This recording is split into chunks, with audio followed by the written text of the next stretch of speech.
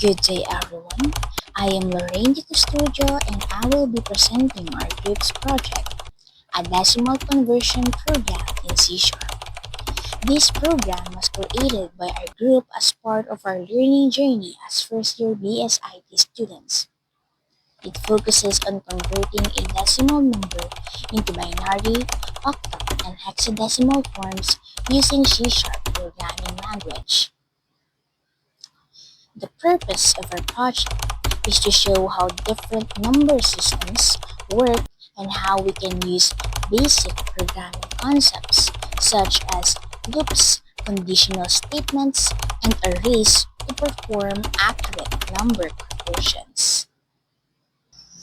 To make our explanation clear, we'll use three simple questions. What is it? Why do we use it?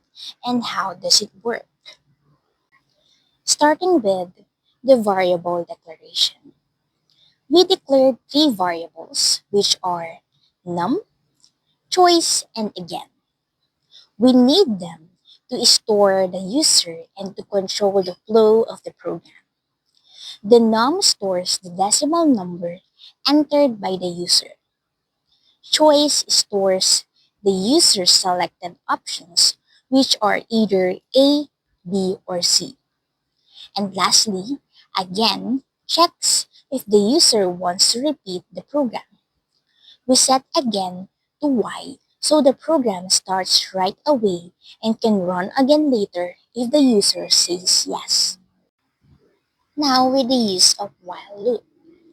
We use a while loop with a condition of again is equal to small letter y or again is equal to capital letter Y.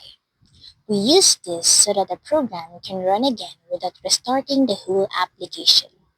As long as the user types smaller y or capital Y, the program repeats. Inside the loop, we also used console.clear to clear the screen before showing a new set of options. This makes everything look cleaner and easier to read. Next is displaying the menu. We displayed three options of conversion, which stands for A, decimal to binary, B, decimal to octal, and C, decimal to hexadecimal. This gives the user a clear and simple way to choose what kind of conversion they want. We used console.writeLine to show the menu on the screen and console.readLine to get the user's choice. That choice is then saved in the choice variable. How about switch statement? We use a switch statement to handle the user's choice. It makes our code neater and easier to manage instead of using many if-else statements, depending on what letter the user types.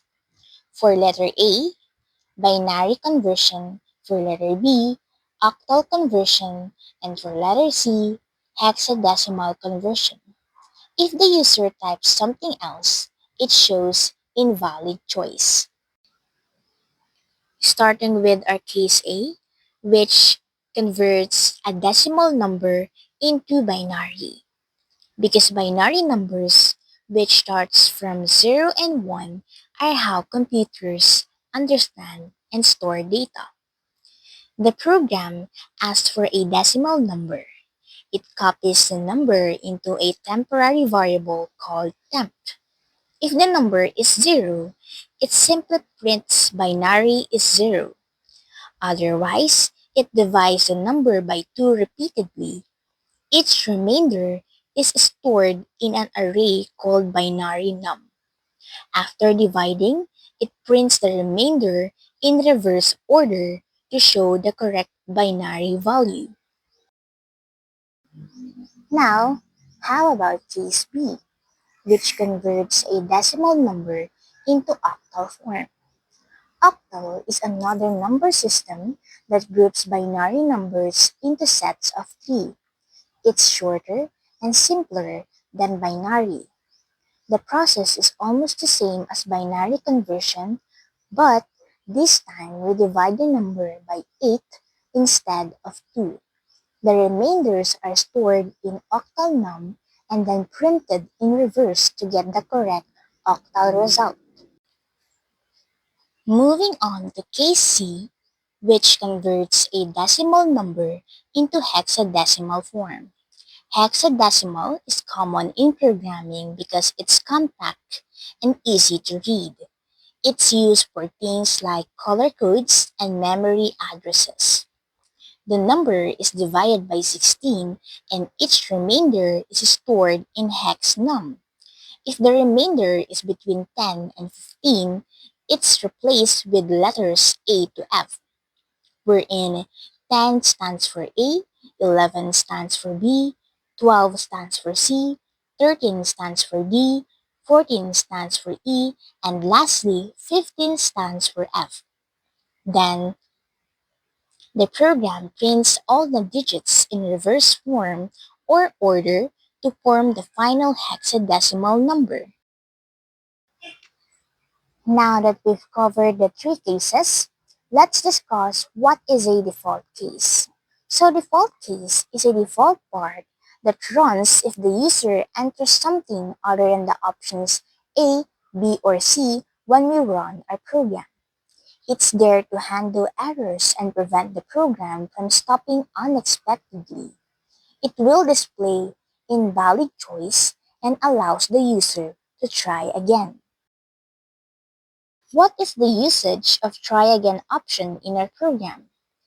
At the end of each conversion, the program asks try again, Y, or N.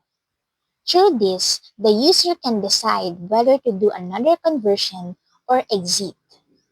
If the user types capital letter Y or small letter y, the while loop runs again. If not, the loop ends and the program stops.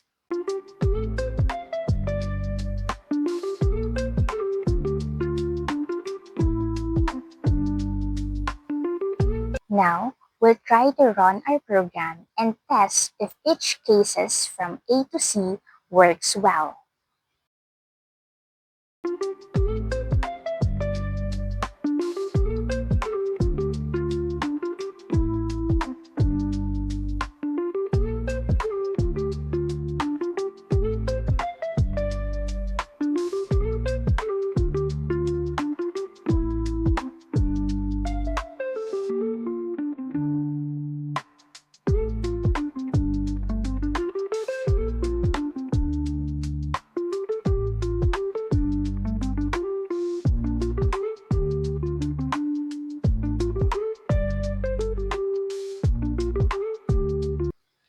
To summarize, our decimal conversion program takes a user's decimal number and converts it into the chosen number system, which are binary, octal, or hexadecimal, using basic C-sharp logic.